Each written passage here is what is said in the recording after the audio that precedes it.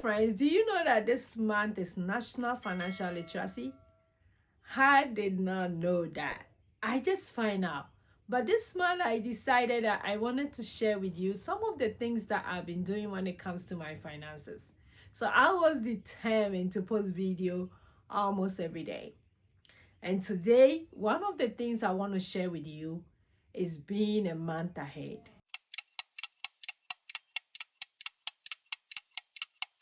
So my name is Josie. If you are new here, you are welcome. Thanks for being part of my friends. And I'm super grateful that we hit 6,500 subscribers this week. And I appreciate everybody subscribing. I can see I have new subscribers here. But on this channel, I mostly share about financial stuff, like little things that you can do to keep yourself ahead. Not too fancy, just little stuff. A lot of savings challenge. So you see me talking about a lot of savings challenge. Then you just pick one and see which one you can do. I also share with you my student loan. I also share with you my budget, what is going on with me, and you will see more this month as well. But today's video, come closer. Let's talk about something. Being a month ahead is one of the things that has helped me for me to step down from my work. Not that I'm doing extra job to get extra money or not, but being a month ahead has really changed the ball for us. When my husband and I decided that we wanted to do something else apart from our 9 to 5, we kind of have planned for it. What can we do? We talked about it. But one of the things that came out for us is that if we have a huge emergency fund and something happened while I'm not working or while he's not working, that would be a very big changing for us. So we started looking at our finances. And one of the things that we did once saving our emergency fund was to be so many months ahead for our mortgage. Because we kind of figure it out, like if you can pay your mortgage, you have a place to sleep, you by all means have a food to eat, you by all means have peace of mind, because you wouldn't go be homeless, or you wouldn't go ask somebody that, oh, I can't pay my mortgage and they kick me out. And one thing that me and my husband that we don't like is begging people for money or asking help when it comes to our finances. Because in the society, a lot of people think that you're already making money. Why did you sit down there for you to mess up with your money? It's one of the things a lot of people don't talk about. But it doesn't even matter when you make a lot of money. It doesn't matter when it comes to finances. Some people will be making millions of dollars, but they will still not have peace of mind.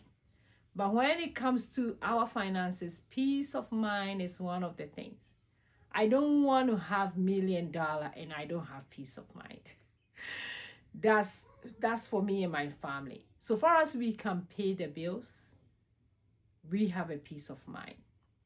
And not even paying the bills alone. So far as we can give little to support those who are in need, that's a peace of mind for us. So that's everybody. Some people want to get $1 million because before they have a peace of mind. Ours is not like that. But being a month ahead in mortgage has changed the game for us. So when I stepped down that I wouldn't work a lot because we were doing something else, we realized that thing was really nice. As of now, we can pay our mortgage about 6 months ahead and we will have our peace of mind. So I realized that it's good for me to talk about what a month ahead means. Being a month ahead means you can cover your bills in a month, even if you are not working. Even if you don't have any income coming, you already have the money saved. How nice it would be if that happened for you. I know it's a little hard now to pay bills, to fulfill some financial goals, but it takes step by step to get there. For us, it didn't take overnight. We have to literally intentionally put little money aside to be a month ahead, so month ahead in our mortgage. So for today, I'm going to use the same principle for my other bills that I really want to be a month ahead in. And I'm going to do it slowly. I'm not going to rush. When I hit that goal, that will be a good one for me. So I want to be a month ahead in some of most of the bills that I know that if as at now I don't have a job, my husband don't have a job, we'll have a peace of mind able to cover those bills. There's a lot of names that people call it, but I would just call it a month ahead funds. So a month ahead funds, like I explained, is the funds that you put away. So in case you are paying your bills for, let's say we know May bills are coming up. If you're a month ahead, you can pay May bills without thinking about it because you already have the money. So May bills is going to be paid ahead of time.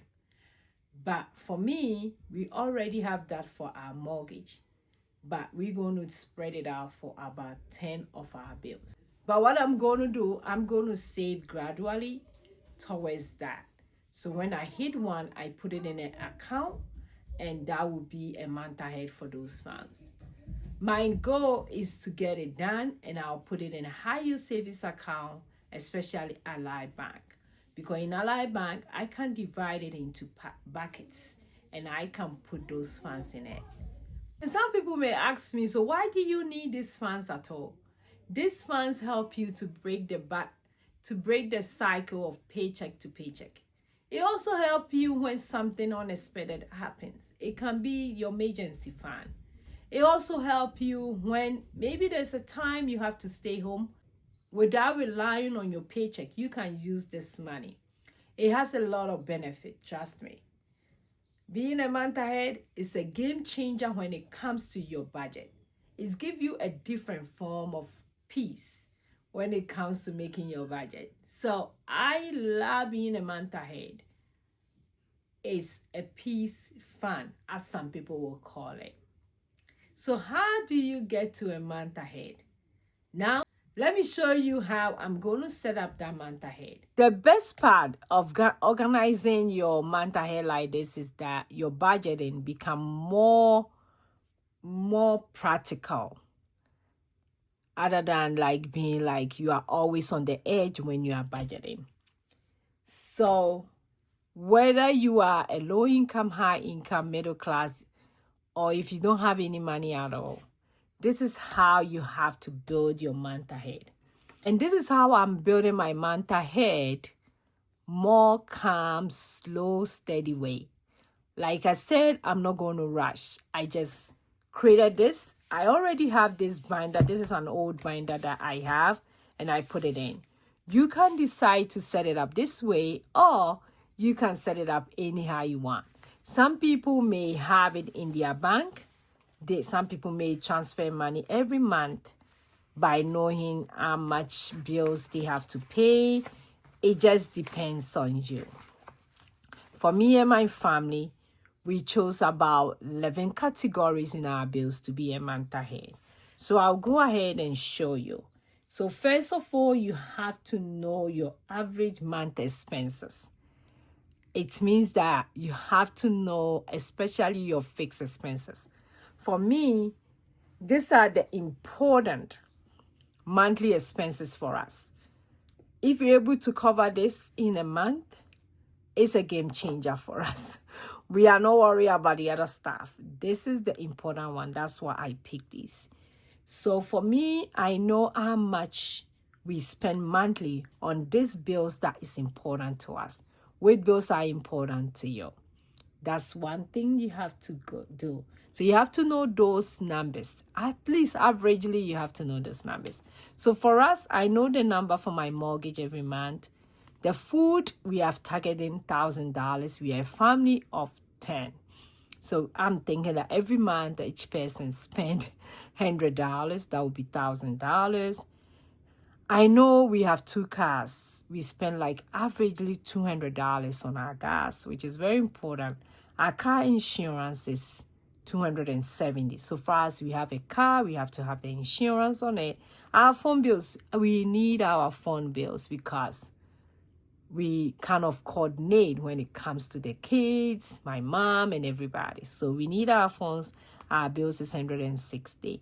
My electricity bill, we need the light to be on, 160. Home gas, we need it, 110. Internet, yes, my husband works from home. Internet is no negotiable.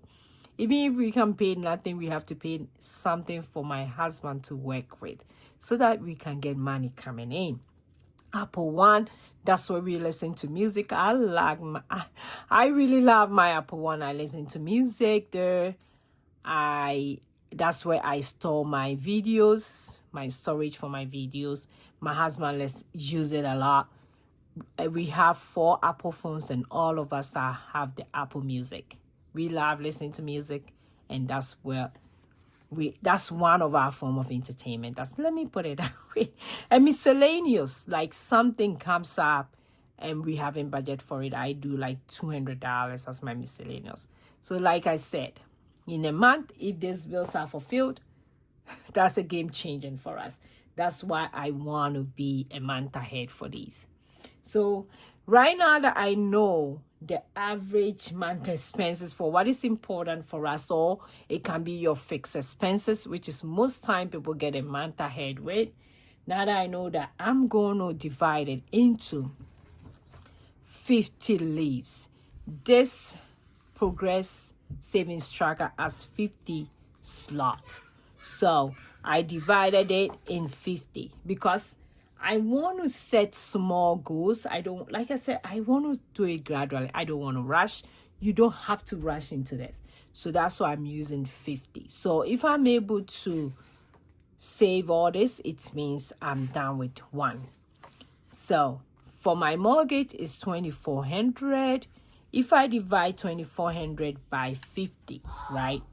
So 2,400 divided by 50. $48. It means that each leave is going to be 48. But because I want the numbers to be run up, I made it 50.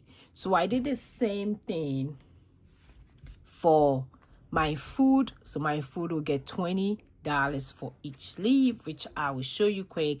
My gas will get $5. Car insurance is going to get $6. Phone bill will get $4. Electricity $4. Home gas is $3. Internet is $3. Apple One is going to get just $1 in each leave, and miscellaneous is going to get $4.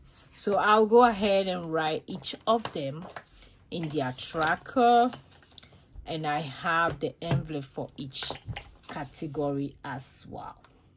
So anytime I get money, extra money, we're going to use that to cover this. So it's going to be like a challenge that I'm going to do every week. So I want you to come along with me. I want to motivate somebody to start doing this. So are you that person? Let's go ahead and do that. So my first category is mortgage. So I'm going to write my mortgage here. And like I said, the amount is $2,500. I divide the amount by 50. It means I have to save $50 for each leave. So that's one of them.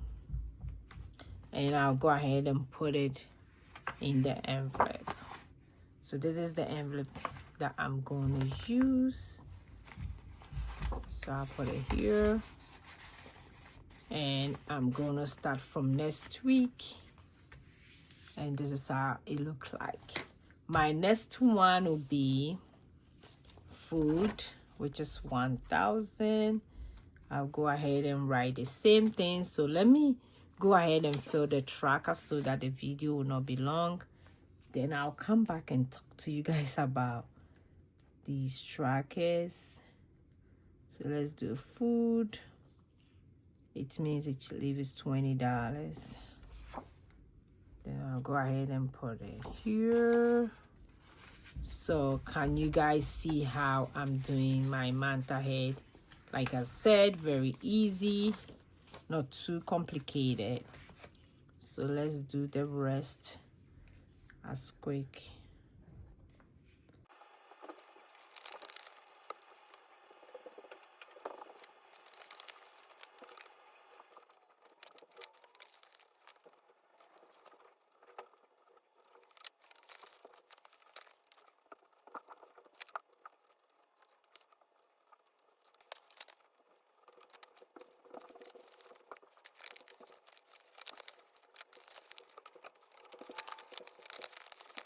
So now that I'm done with this setting up, then you have to figure out how you're going to fund this. You might set it up in your budget, or you can use bonus that you get from work, your tax refund. Maybe when you work extra, you can use the money to fund this. For me, in total, if I have to do each one of them, I have to have $100. So it means that by the time I finish this, I'll have about 5,000. So for what is important for us, 5,000 will be a month ahead. If we have 5,000, it means that if I have 5,000 right now and the whole of this month I don't work, in May I can pay my bills ahead of time. So that's how it works. And after I'm done with each, I get a 5,000, my goal is to put it in my high yield savings account. Like I said, I'm going to do Ally Bank, which you can divide them into buckets. So each time I get, let's say I have extra money and I'm able to do this within like a month. Let's put it that way, in a month, or within like maybe 3 months, 4 months. I just go ahead and put it in the bank. Some people may say that why you not put it in the bank right now to get an interest? At times, I don't know, but I feel like this way that I do my stuff is working for me. So I want to stick to it. If you can put it in the bank right away, go ahead and do that as well. So you just have to figure out where you're going to keep the money. It's either you put it in the envelope for a long time, or you find a way in a bank to put it. Some people may also say that I'm doing my sinking fund, so I'm just going to add it to my sinking fund. That's also great. I have sinking fund, but this one is just for a special purpose, a month ahead. So now now that I know I have set it this way, like I said, I can do it when I get paid. I put little money from my paycheck and start this, or I can wait and get extra money, bonuses, and put it in this. So anyhow you want to do it is fine. The first main step is to know your monthly expenses and which one is most important for you to be a month ahead. We did it for our mortgage and it's been a game changer. So I want to do it for other ones as well. So this is how you set it up. You can call it a buffer fund, a month ahead fund, any fund you want to call it, whoopsie fund. I've heard people saying that as well. So let's go ahead and be a month ahead. Now that you know how to set up your month ahead, are you going to do that for yourself?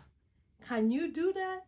That's the question you have to ask yourself when you are setting up your budget.